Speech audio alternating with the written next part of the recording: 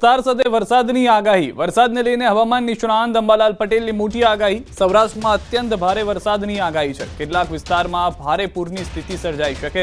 દક્ષિણ ગુજરાતમાં ભારે વરસાદની આગાહી। જામનગર, જૂનાગઢ સહિતમાં પડી શકે ભારે વરસાદ। હજુ પણ સૌરાષ્ટ્રના લગભગ ઉત્તરના ભાગો અને સૌરાષ્ટ્રના કેટલાક ભાગો, પશ્ચિમ સૌરાષ્ટ્રના ભાગો, કેટલાક જામનગરના આજુબાજુના ભાગોમાં હજુ ભારેથી અતિભારે વરસાદની શક્યતા રહેશે। જૂનાગઢના કેટલાક ભાગોમાં અને અમરેલીના ભાગોમાં પણ વરસાદની શક્યતા રહેશે। કેટલાક ભાગોમાં ભારે વરસાદ થવાની શક્યતા રહેશે। સૌરાષ્ટ્રના ભાગોમાં વરસાદની ખેંચ હતી, ત્યાં વરસાદ થઈ ગયો છે અને મઘા નક્ષત્રનું પાણી કૃષિ માટે સારું ગણાય છે। આ ઉપરાંત દક્ષિણ ગુજરાતના ભાગોમાં પણ વરસાદની શક્યતા રહેશે, પરંતુ હવે ચોમાસું ધીરે ધીરે ઉત્તર તરફ જતાં દક્ષિણ ગુજરાતમાં વરસાદનું પ્રમાણ થોડું ઘટશે। આગામી 23 થી 26 ઓગસ્ટમાં ભારે વરસાદની આગાહી। ઉત્તર ગુજરાતના ભાગોમાં ધોધમાર વરસાદની આગાહી। સાબરકાંઠા, બનાસકાંઠા સહિતમાં ભારેની આગાહી છે। કચ્છ, મધ્ય ગુજરાતમાં પણ ભારે વરસાદ થશે। અમદાવાદ, ગાંધીનગરમાં આજે વરસાદની આગાહી। 27-28 ઓગસ્ટના દક્ષિણ ગુજરાતમાં ભારેની આગાહી।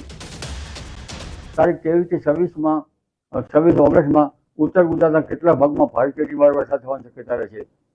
મેમાં સાબરકાંઠાના ભાગો, બનાસકાંઠાના ભાગોમાં પણ વરસાદ થવાની શક્યતા રહેશે। કેટલાક ભાગમાં ભારે વરસાદ થવાની શક્યતા રહેશે।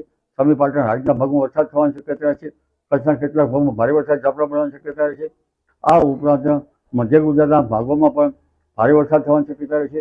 પુનઃ દક્ષિણ ગુજરાતના ભાગોમાં પણ તારીખ 27-28 ઓગસ્ટ સુધીમાં ભારે વરસાદની ઝાપટા પડવાની શક્યતા રહેશે। કેટલાક ભાગમાં ભારે વરસાદ થશે। અમદાવાદ, ગાંધીનગરમાં આજે તારીખ 21મી તારીખે પણ સાંજના સમયે વરસાદ થવાની શક્યતા રહેશે।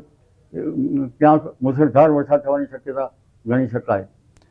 ગણેશ ચતુર્થીએ પણ વરસાદ થઈ શકે। અંબાજી વિસ્તારમાં પણ ભારે વરસાદ થઈ શકે।